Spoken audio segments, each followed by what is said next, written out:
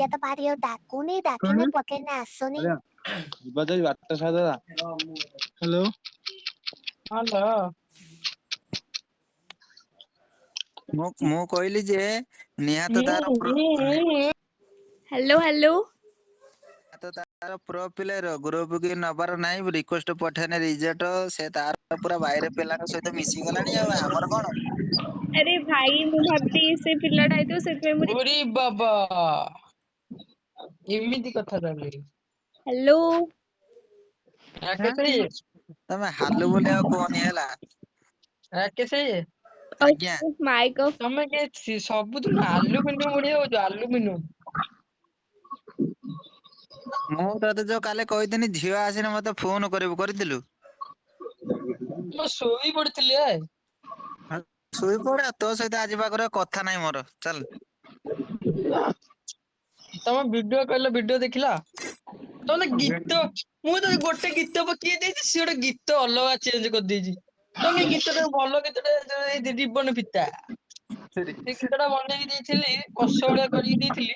ଏ ଶଳା ଟା କଣ କରୁଛନ୍ତି କହିଲ ଭିଡିଓ ଯୋଉ ଗୀତ ଚେଞ୍ଜ କରିଦେଇଛନ୍ତି। ରିବନ ଫିତା ନା ତା ପଞ୍ଜାବୀ ତଡକା କହିଲା ରିବନ ଫିତା। ପଞ୍ଜାବୀ ତଡକା ମୁଁ ଖାଇଛି କୁରକୁରି ଭଳିଆ ଲାଗିବ। ରିବନ ଫିତା।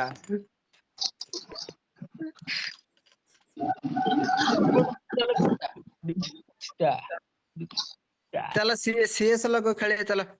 ନା ମୁଁ ସେ ନିମ୍ବୁଡା ଗେମ୍ ଖେଳିନି। ଆଉ ତ ରେଙ୍କ ଲଗ ବଡ ରେଙ୍କ। ନା ନା ମୁଁ ଜମା ଖେଳିବିନି କାହିଁ ନ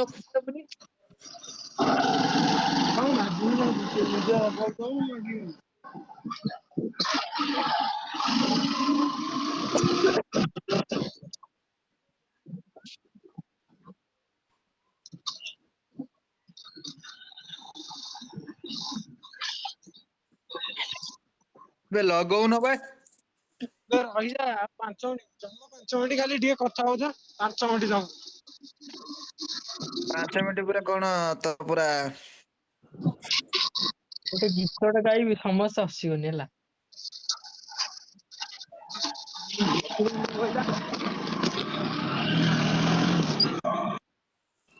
ଚମେଲି ହାଏ ହାଏ ଚମେଲି ହାଏ ହାଏ ଚମେଲି ହାଏ ହାଏ।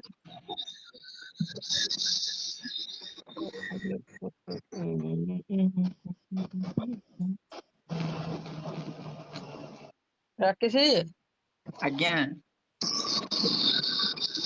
କଣ କରୁଛ? ଡ୍ୟୁଟିରେ ବସିଛି ଏ ଯାଏ ବ୍ରଶ କରିନି। ଭଲ କାମ ନା ଆଉ ଏମିତି କାମ ସବୁଦିନ କଲେ ଭଲ ଦେହ ପାଇଁ ଭଲ। ବ୍ରଶ କରିନି କିଛି ନି ସକାଳ 7ଟାରୁ ଉଠିକି ଅଛି। ଘରେ କେହି ନାହାନ୍ତି ନା ମା ନାହିଁ କି ବାପା ନାହିଁ ସମସ୍ତେ ମାଲିକ ତା ମା ବାପା ତା ସ୍ତ୍ରୀ ପୁରା ଫ୍ୟାମିଲି ଯାଇଛନ୍ତି ବୁଲିବା ପାଇଁ କେଦାରନାଥ। ମୁଁ ଯିବି ମୋର ଗୋଟେ ଡ୍ରିମ୍ ଅଛି କେଦାରନାଥ ଯିବା ପାଇଁ କହିଲା ଆମେ ଆସି ସାରିଲା ପରେ ମୋର ଗୋଟେ ଫ୍ଲାଇଟ ରେ ଟିକେଟ କରିଦେଇଛନ୍ତି ମୁଁ ଯିବି।